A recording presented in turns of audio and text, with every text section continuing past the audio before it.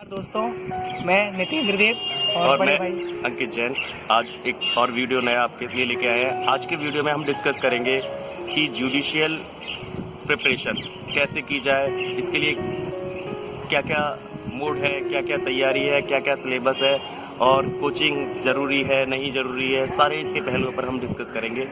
तब first of all बहुत सारे लोग आजकल जुडिशरी में जाना चाहते हैं और जुडिशरी के अलावा और बहुत सारे ऑर्गेनाइजेशन है उनकी तैयारी करना चाहते हैं। तो मेरा सजेशन है कि ऐसे सारे लोग जो भी तैयारी करना चाहते हैं एलएलबी फर्स्ट ईयर से ही अपनी तैयारी को उनको स्टार्ट कर देना चाहिए, जिससे एलएलबी कंप्लीट होते होते उनकी तैयारी स्ट्रांग हो जाए और इतनी स्ट्रांग हो जाए कि वो अपीयर हो एग्जाम में और एग्जाम सक्सेस हो जाए। दूसरी बात, ये एक आपके एकेडमिक एग्जाम नहीं है, ये एक कॉम्पिटिटिव एग्जाम है। तो कॉम्पिटिटिव एग्जाम और एकेडमिक एग्जाम में सबसे जो मेन अंतर है वो ये रहता है कि कॉम्पिटिटिव एग्जाम में आपको मेरिट में आना होता है, जबकि एकेडमिक एग्जाम में आपको एक निश्चित मार्क्स होते हैं, उस मार्क्स को क्रॉस करना पड़ता है। तो यहाँ कंपटीशन है, कभी कभी ऐसा होता है आप बहुत अच्छा करेंगे फिर भी आप मेरिट में नहीं आ पाते, या कभी कभी ऐसा भी होता है कि आप अपने परफॉर्मेंस से सेटिस्फाइड नहीं होते फिर भी मेरिट में आ जाते हैं। लेकिन इन सब चीज़ों को एक साइड में रख के हमें अपने हार्ड वर्क पर पूरा फोकस करना है, तो हम डेफिनेटली सक्सेस मिलेगी। और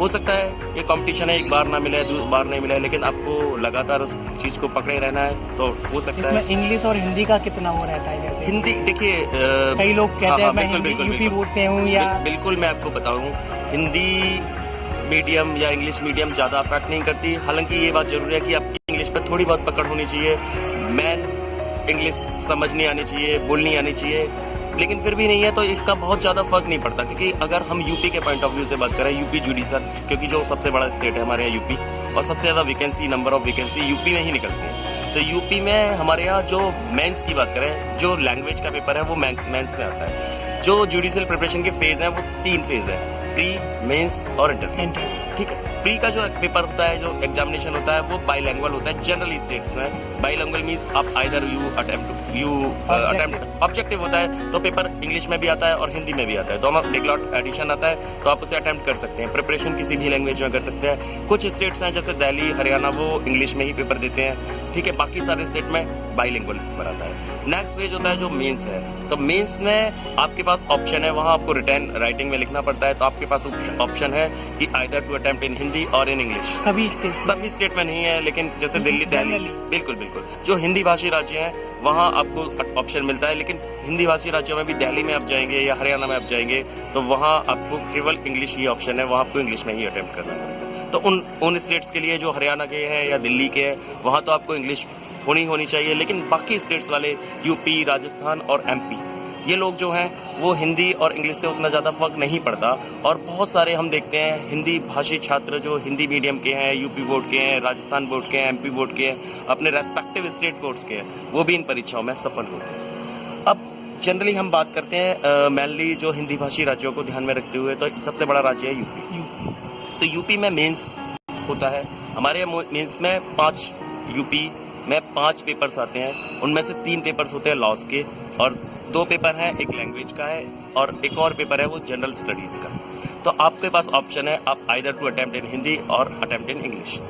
जो लैंग्वेज वाला पेपर है वो पेपर बेसिकली होता लैंग्वेज का है, लेकिन उसमें एक ऐसे आता है लीगल ऐसे, दैट इज 80 मार्क्स, जिसका जो वेटेज है वो 80 मार्क्स का है। टोटल पेपर 200 मार्क्स के होते हैं पांचों पेपर, और वो 80 मार्क्स का है, वो आपको इंग्लिश में ही अटेम्प्ट करना है। एक 40 मार्क्स का एक और क्वेश्चन आता है, वो प्रीसेस राइटिंग है, वो आपको 1/3 करना होगा उसको, वो भी इंग्लिश में ही अटेम्प्ट करना है। बाकी 40 मार्क्स के 2 पैराग्राफ आते हैं, एक में इंग्लिश टू हिंदी ट्रांसलेशन होता है, दूसरे में हिंदी टू इंग्लिश ट्रांसलेशन होता है। जो 40 मार्क्स के 2 पैराज आते हैं, एक में हिंदी टू इंग्लिश करना होता है, दूसरे में इंग्लिश टू हिंदी, और दोनों पैरा। तो ये क्या हिंदी मीडियम वाले को यानी ऑप्शन यहाँ थोड़ा लिमिटेड हो जाता है, यानी आपको एटलीस्ट पूरे पेपर में इंग्लिश तो आनी चाहिए, चाहे आप हिंदी टू इंग्लिश करें या इंग्लिश टू हिंदी करें, पीसेस और ऐसे के लिए तो कंपल्सन है ही। तो इस पेपर में थोड़ा सा दिक्कत हमें देखने को मिलता है कि इंग्लिश के स्टूडेंट्स के मार्क्स अच्छे आ जाते हैं, हिंदी लैंग्वेज वाले जो स्टूडेंट होते हैं वो थोड़ा सा पीछे रह जाते हैं। लेकिन ऐसा नहीं है कि वो कोई चीज़ असफल हो, कोई भी चीज़ इम्पॉसिबल हो। If you work hard you have to succeed. तो आप निश्चित ही सफल होंगे अगर आप कड़ी मेहनत करेंगे, उस पर प्रयास करेंगे और फिर भी आप पूरा विश्वास रखेंगे। बिल्कुल बिल्कुल बिल्कुल। एक विश्वास दूसरी बात मैं जो छात्र तैयारी कर रहे हैं उनको ये बताना चाहता हूँ कि इंग्लिश जो लैंग्वेज का पेपर है और जीएस का पेपर है, that is not qualifying. It means इसमें मिनिमम मार्क्स नहीं है।